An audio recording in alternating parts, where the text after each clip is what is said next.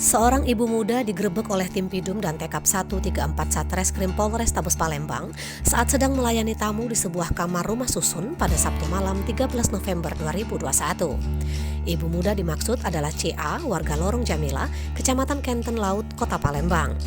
Belakangan diketahui CA merupakan bagian dari modus begal yang dilakukan suaminya.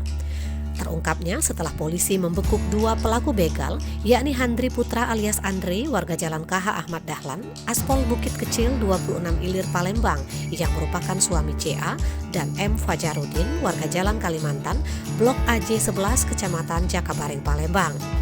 Kapolrestabes Palembang, Kombes Pol Irfan Prawira Satyaputra, melalui Kasat Reskrim Kompol Tri Wahyudi mengatakan para pelaku ditangkap atas laporan dari MI 25 tahun.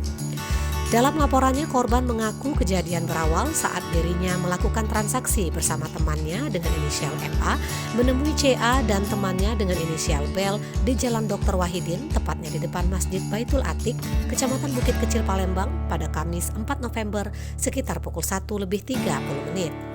Hasil pertemuan itu disepakati korban dan pelaku uang sebesar Rp250.000 per orang, lalu dibayar uang muka sebesar Rp50.000. Setelah itu, para korban dan pelaku menuju ke rumah susun.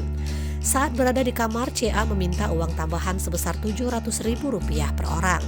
Karena tidak sanggup membayar, pelaku merebut ponsel korban.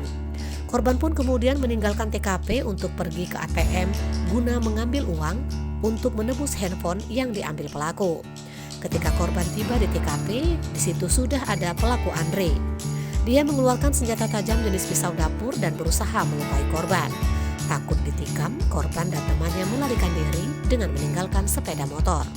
Kemudian sepeda motor korban diambil oleh pelaku Handri dan dijualkan oleh pelaku Fajarudin.